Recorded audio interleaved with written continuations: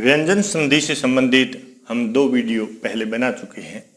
यदि आपने वो वीडियो न देखा हो तो प्लेलिस्ट का लिंक आपको यहाँ शो हो रहा है, वहाँ से आप प्लेलिस्ट से क्रम से वीडियो देखें कि यदि प्रथम वर्ण के बाद तीसरा या चौथा या यर लव ह या 11 स्वर में से कोई एक स्वर आए तो ये प्रथम वर्ण अपने ही वर्ग के तीसरे वर्ण में बदल जाता है। कुछ और उदाहरण, त के बाद यदि अ आए तो ये द में बदल जाएगा। जैसे चित धन अणु बराबर चिदणु, जगत धन अम्बा बराबर जगदम्बा, महत धन अर्थ बराबर महदर्थ, त धन आ बराबर दा हो जाता है।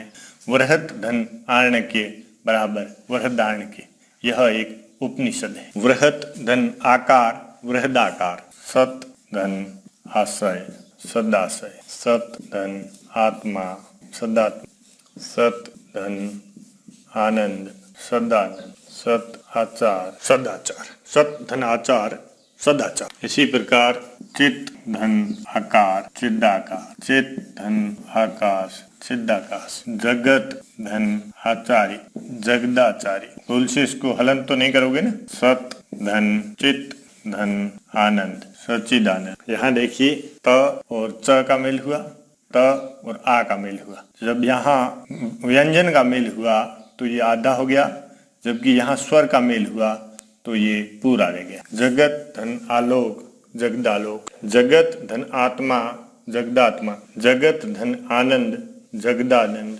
महत धन आकाश महदाकाश। त धन ई हो तो ये दी हो जाए। जैसे महत धन इच्छा, महदी इच्छा में परीक्षार्थी ध्यान दे, इच्छा में ई हमेशा छोटा होता है। सत धन इच्छा सदिच्छा, यदि त के साथ बड़ी ई हो तो दी हो जाती। जैसे जगत धन ईश, ध्यान देना ईश्वर में और ईश दोनों में ई बड़ी होती है, जबकि इंद्र में ई छोटी होती है। भवत धन ई भवदीय, परीक्षा में पूछा जा सकता है। अगला है त धन ऊ हो तो दू हो जाता है। जैसे सत धन उपयोग सदुपयोग, सत धन उपदेश सदुपदेश। यदि त के बाद ग का आगमन हो तो ये द ग में बदल जाता है। आप जानते हैं यहाँ स्वर नहीं है, इसलिए ये आधा होगा।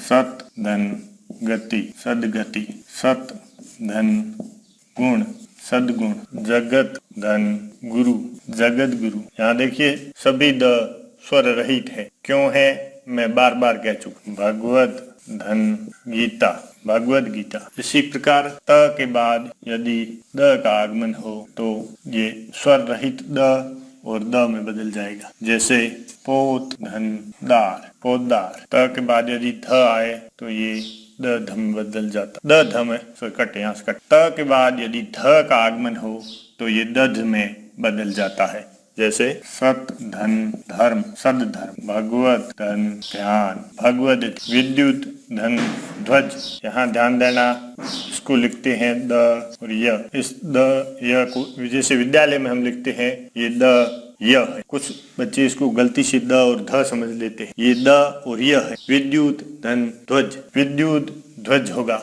इसको आप ऐसे भी लिख सकते हैं, ऐसे भी आप इसको लिख सकते हैं। इसी प्रकार साक्षात धन धर्म साक्षात। यदि त के बाद ब आए तो ये द ब में बदल जाता है। जैसे सत धन बुद्धि सद्बुद्धि, त के बाद यदि भ का आगमन हो तो द भ में बदल जाता है। जैसे भगवत धन भक्ति भागवत, यदि श्रीमत धन भागवत श्रीमद भागवत हो जाता है। सत धन भाव सद्भाव हो जाता है। त के बाद यदि र का आगमन हो तो ये द्र में, द्र को हम ऐसे भी लिख सकते हैं। ये बिल्कुल दोनों सेम है। चित धन रूप चिद्रूप, यहाँ ध्यान दें ये बड़ा ऊ की मात्रा है और ये भी बड़ा ऊ होगा। ये शब्द शुद्धि में पूछा जा सकता है। इसी प्रकार सत धन रूप सद्रूप। आप इसको और इसको ऐसे भी लिख सकते हैं, ये भी सही रूप है। त के बाद यदि व का आगमन हो तो द्व में, जैसे सत धन विचार सद्विचार। यदि पश्चात धन वृत्ति हो तो पश्चात वृत्ति। स्यात् जैन दर्शन वाला या शायद धनवाद। स्यात् एक जैन दर्शन का सिद्धांत है जिसके अनुसार शायद ये सही हो सकता है। इसी प्रकार चित धन विलास, चिद विलास। इसी प्रकार भगवत धन विग्रह, भगवत विग्रह। सत धन वेग, सद्वेग।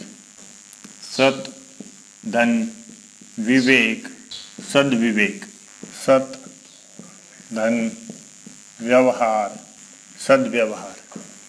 सत धन वंश, सद्वंश। सत धन वस्तु, सद्वस्तु बन जाएगी। यदि प के बाद अ आता है तो वो ब बन जाएगा। जैसे सुप धन अंत, ये सुबंत बन जाएगा, क्योंकि ये स्वर है अतः यह ब स्वर सहित आएगा और पूरा हो जाएगा। तिप धन अंत, तिब्बत बन जाएगा। इसी प्रकार यदि प के बाद द का आगमन होता है तो बद बन जाएगा। जैसे अप धन द, अब्द। अब्द यानी वर्ष या बादल। कुछ कंफ्यूजन है उसकी बात कर ले। जैसे तत् धन रूप, तद्रूप हो जाएगा। ये हिंदी व्याकरण रचना प्रबोध जो अभी माध्यमिक शिक्षा बोर्ड राजस्थान की बुक है उसके पृष्ठ संख्या 57 पे ये दी गई संधि है। हालांकि राघव प्रकाश जी ने और कुछ दूसरी किताबों में, और सही भी है, तत् की जगह तद का प्रयोग करना चाहिए और उत की जगह उद का प्रयोग करना चाहिए, जबकि सत की जगह सत का प्रयोग ही करना चाहिए, सद का प्रयोग नहीं करना चाहिए। यहाँ सद गलत है और इसकी जगह सत का प्रयोग करना चाहिए। आप कहोगे कि बहुत ज़्यादा कन्फ्यूजन में डाल दिया, इससे तो अच्छा था कि ये कन्फ्यूजन ना होता। हाँ, मैंने 20 साल जो परीक्षाएं दी है ऐसा कन्फ्यूजन का सवाल एक बार भी नहीं आया। आपसे ज़्यादा मैं कन्फ्यूज था।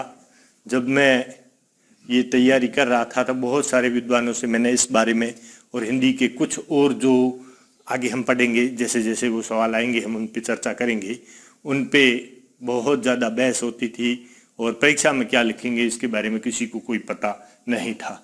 और परीक्षा में जाते समय ये भय रहता था कि यदि यही सवाल आ गए तो हम परीक्षा में क्या लिखेंगे। मैंने 8 RS मेंस दी, मुझे एक बार भी ऐसा सवाल नहीं मिला जो परीक्षा में कन्फ्यूजन वाला हो, और वैसा यदि कोई सवाल आएगा तो डिलीट हो जाएगा। इसलिए आप इसकी चिंता बिल्कुल नहीं करें। यदि ये आता है तद्रूप तो आप तत् धन रूप ही लिखेंगे, और यदि ये आपकी RPSC आपका उत्तर गलत करती है तो हम इसको इसके आधार पर चैलेंज कर देंगे। बाकी वालों में आप ये लिखें तद, उद और सत।